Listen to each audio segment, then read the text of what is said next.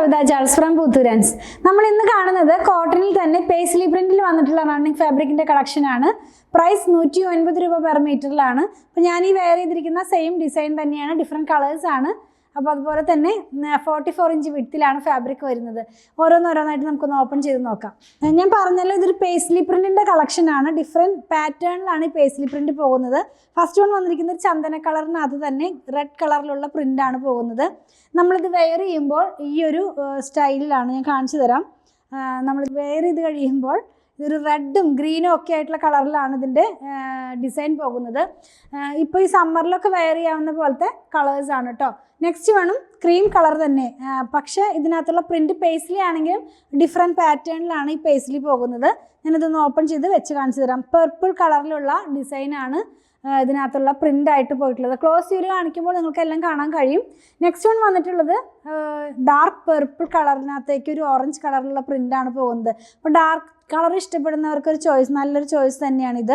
ഞാനതൊന്ന് വെച്ച് തരാം. ഇതൊരു ജാലി ടൈപ്പിലുള്ള പ്രിൻ്റാണ് കേട്ടോ, പേസ്ലി അല്ല, ജാലി ടൈപ്പിലുള്ള പ്രിൻ്റാണ്. ഫ്ലോറൽ പാറ്റേണിലുള്ളതാണ്. വെയർ ചെയ്യുമ്പോൾ ഈ ഒരു പാറ്റേണിലാണ് വരുന്നത്. നമുക്ക് നൈറ്റി ഒക്കെ സ്റ്റിച്ച് ചെയ്യാനായിട്ട് യൂസ് ചെയ്യാവുന്നതാണ്, കാരണം ലൈനിങ്ങിൻ്റെ ആവശ്യം വരുന്നില്ല. ഇപ്പോൾ കണ്ടതിൻ്റെ തന്നെ വേറൊരു കളർ, ഗ്രീൻ കളറാണ് നമ്മളിപ്പോൾ കാണുന്നത്. ആ ഒരു പർപ്പിളിൻ്റെ തന്നെ വേറൊരു കളറാണ്. ഞാൻ പറഞ്ഞതുപോലെ നമുക്കിത് നൈറ്റിക്കൊക്കെ യൂസ് ചെയ്യാവുന്നതാണ്. ഇപ്പോൾ ഒരു 3 മീറ്ററൊക്കെ എടുക്കേണ്ടി വരും, കാരണം 44 ഇഞ്ച് വിഡ്ത്താണല്ലോ.